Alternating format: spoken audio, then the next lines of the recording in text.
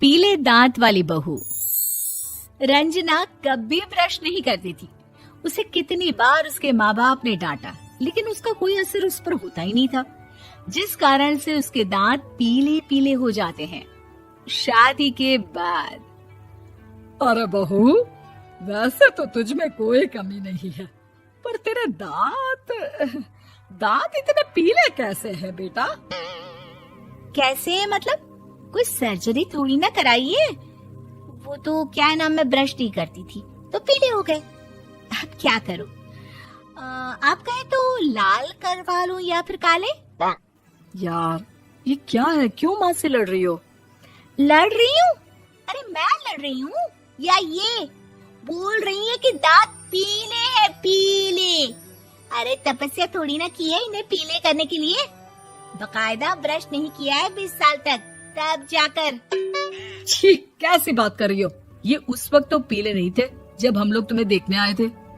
अरे तब साफ करवा लिया होगा डेंटिस्ट के पास जाकर। अब देखो कैसे पीले पीले लग रहे हैं। रंजना सास की तरफ गुस्से से देखती है। फिर शुरू हो गई पीले पीले पीले। अरे पीले तो तब भी थे जब मेरे हाथ का रसगुल्ला उड़ा उड़ा कर खा रही थी और बोल रही थी, लड़की नहीं गुणों का खजाना दे रहे भाई साहब आप। खैर, अब वो लोग करते भी तो क्या करते, पीले दांत वाली बहू पल्ले पड़ी थी तो झेलना तो था ही। एक दिन कीर्तन में रंजना गाना गा रही थी। अरे कमला बहन, माँ का द्वार है, यहाँ तो सब शुद्ध होकर आते हैं, फिर अपनी बहू को ब्रश भी नहीं करवाती तुम। दूर से पीले पीले दांत भक्ति में बाधा उत्पन्न कर रहे हैं। अरे कोई 2 साल की बच्ची थोड़ी ना लेकर आई हूँ मैं बहू बनाकर। अच्छी खासी लड़की है, अरे कैसे करवाऊं ब्रश? ये तो उसे खुद करना चाहिए ना। अब माँ बाप तो इसके जैसे तैसे निपटा दिए, ये नहीं सोचा कि सास कैसे संभालेगी। सास बहू को लेकर घर आ जाती है, लेकिन सोच लेती है कि अब इसे लेकर कहीं नहीं जाएगी।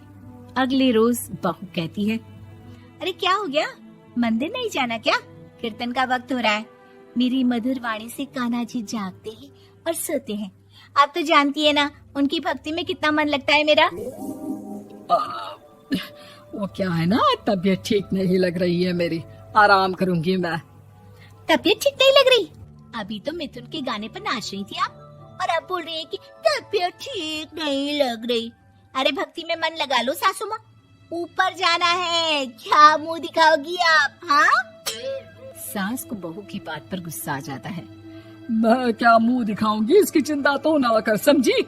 अपने मुंह की चिंता कर, जो ये पीले पीले दांत लेकर हर जगह पहुंच जाती है। पता है लोग कितना मजाक बनाते हैं। ना जी ना, मैं नहीं जाना कहीं तेरे साथ। तो ये बात है, कोई ना, मत जाओ, मैं अपने कमरे में ही बैठकर भक्ति कर लूंगी। ऊपर वाला दांत थोड़ी ना देखता है, मन देखता है, भावना देखता है। और अरे बस बस, तू सब कुछ दिखा, बस ये सफेद चमकदार दांत ना दिखाना किसी को, है? जा यहाँ से। बहू को सास की बात का कोई फर्क नहीं पड़ता, वो तो जैसी थी वैसी ही रह जाती है। सुबह नहाकर किचन में खाना बनाना, फिर खाना खाना, कीर्तन भजन करना और सो जाना। एक दिन, माँ जी मैं सहेली के घर जा रही हूँ, शाम को लेट आऊंगी। हाँ हाँ तो जाना, मैंने कौन सा तेरी आरती करनी है घर पर बैठकर। रंजना सहेली के घर जाती है, जहाँ वो पार्टी में जाने की तैयारी कर रही होती है। अरे शिखा, कहाँ जाने की तैयारी कर रही है? मैं गलत वक्त पर आ गई क्या? अरे नहीं यार, उल्टा सही वक्त पर आ गया। मैंने ये साड़ी और ज्वेलरी निकाली है यार, शाम को इनके ऑफिस की एक पार्टी में जाना है। बताना कैसा लग रहा है ये सब? नहीं यार, इस ड्रेस के साथ तो वो वाली ज्वेलरी अच्छी लगेगी। हाँ हाँ सही बोल रही है, मैंने ध्यान ही नहीं दिया। वैसे तो हमेशा से मस्त फैशन सेंस रखती है। तो बड़ा जाती होगी ना पति के साथ पार्टी में। रंजना कुछ नहीं बोलती, बस सोचती है कि यार काश ये बात सही हो जाती, पर मैं क्यों नहीं जाती पार्टी में? क्या इन लोगों की कोई पार्टी होती नहीं होगी? रंजना घर आती है और रात में पति से सवाल करती है, एक बात बताइए, आप मुझे किसी पार्टी में क्यों नहीं ले जाते? क्या आपकी यहाँ ऑफिस में पार्टी नहीं होती? पति बेचारा क्या कहता कि दांत पीले हैं तुम्हारे इसलिए। अरे कोई पार्टी होती नहीं हम लोगों के ऑफिस में, तो कहाँ से लेकर जाऊं? और मार्केट, मॉल, कहीं वीकेंड घूमना, कहीं तो। अरे यार, सारे हफ्ते में एक छुट्टी मिलती है, तो सोचता हूँ कि आराम ही कर लूं। क्यों? रंजना मन मार के रह जाती है। पहले कभी सास के साथ मंदिर जाया करती थी, लेकिन वो भी सास ने ले जाना बंद कर दिया। घर बैठी बैठी रंजना बोर हो जाती है। तभी उसे आइडिया आता है और वो मायके जाने का सोचती है। सासू माँ, 2 दिनों के लिए मम्मी के घर जा रही हूँ। अच्छा अच्छा, ठीक है, आराम से जा। और हाँ, माँ से कुछ अच्छी आदत सीख कर आना कि कैसे शरीर के हर भाग की तरह दांतों की सफाई भी जरूरी होती है, समझी? शुरू हो गई ना आप। वो लोग आपकी तरह नहीं है कि छोटी छोटी बात का बतंगड़ बना दे। उन लोगों के लिए मैं मायने रखती हूँ, ना कि मेरे पीले पीले दांत। रंजना माँ को बिना बताए उन लोगों को सरप्राइज देती है, लेकिन जैसे ही वो दरवाजे पर पहुंचती है, अंदर देखती है कि घर वाले कहीं जा रहे होते हैं। अब माँ, काश रंजना दीदी के दांतों वाली प्रॉब्लम नहीं होती, तो वो भी हम लोगों के साथ चलती ना बुआ जी की बेटी की शादी में। हाँ बेटा, लेकिन अब उसे कौन समझाए कि उसको उसके पीले दांत नहीं दिखते, लेकिन उसके आसपास के लोगों को कितना एम्बैरेसिंग फील कराते हैं। मुझे तो कितनी बार उसके स्कूल की टीचर ने शिकायत की कि उसके साथ कोई लड़की बैठना भी नहीं चाहती, और ना ही कॉलेज में कोई उससे बात करना चाहता था। लेकिन पता नहीं क्यों उसे ये बात समझ में ही नहीं आती।